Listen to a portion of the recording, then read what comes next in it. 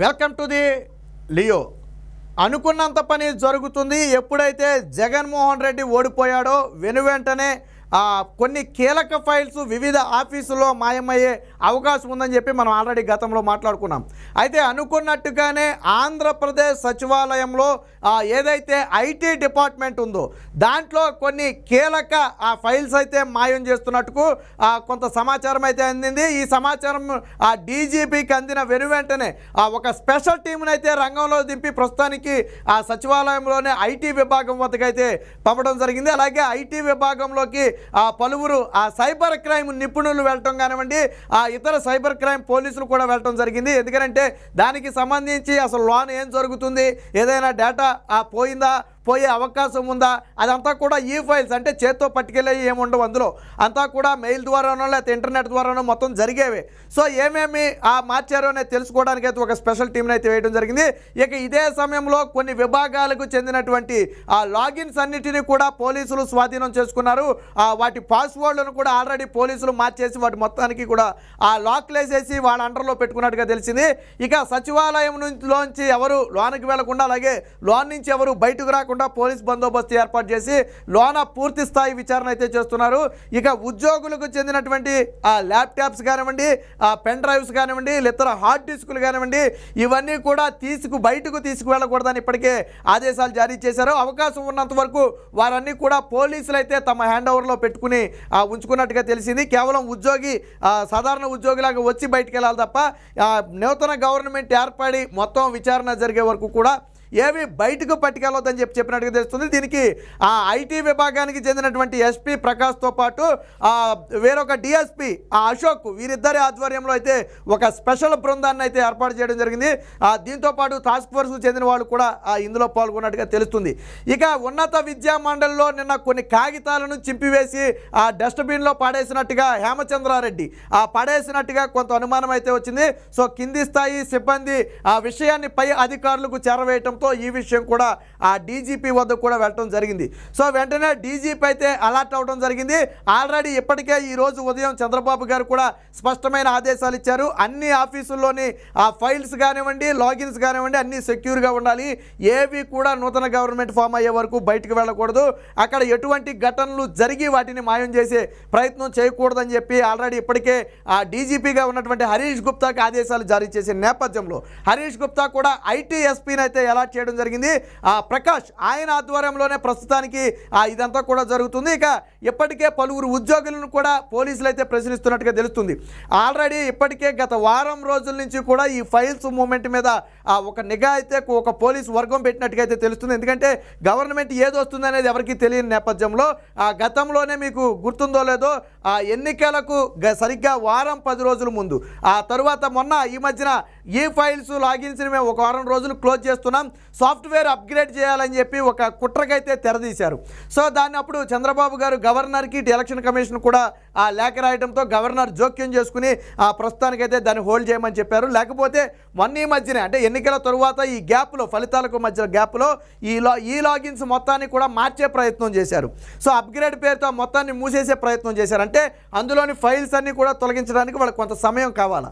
కానీ అప్పుడు చంద్రబాబు గారు అడ్డుకోవడంతో వాళ్ళ కుట్ర అయితే ఫలించలేదు. గవర్నర్ రంగంలో దిగారు.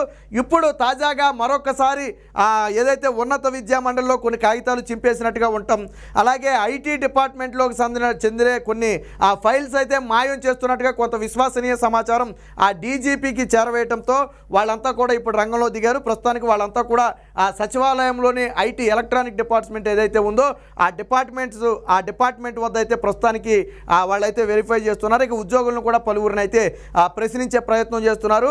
ఇక డేటా ఎవరైనా కాపీ చేసి బయటకు తీసుకువెళ్ళారా, లేదా కాపీ చేసుకుని డిలీట్ చేశారా, ఒకవేళ డిలీట్ చేసుంటే ఆ డేటా మొత్తం కూడా ఎప్పుడు డిలీట్ చేశారు, దాన్ని ఏ విధంగా రికవరీ చేయాలనే అంశాల మీద కూడా ఈ టీం అయితే ఫోకస్ పెట్టింది. గత లాస్ట్ 1 వీక్ 10 డేస్ నుంచి జరిగినటువంటి అన్ని ట్రాన్సాక్షన్స్ కూడా క్షుణ్ణంగా విభాగాల వారీగా పోలీసులు అయితే పరిశీలిస్తున్నట్టుగా తెలుస్తుంది. దీనికి సంబంధించి ఐటీ నిపుణులు కూడా కొంతమంది, సైబర్ టీము నిపుణులు కూడా కొంతమంది అయితే ఈరోజు సచివాలయానికి వెళ్ళినట్టుగా తెలుస్తుంది.